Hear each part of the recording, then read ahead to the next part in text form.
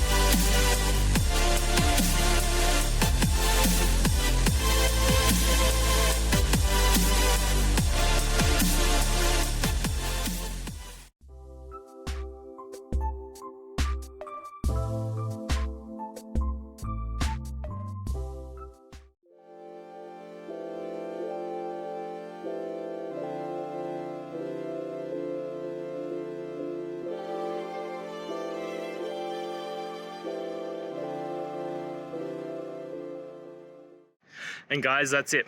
I hope this video has helped you and get you through to that resolution you needed.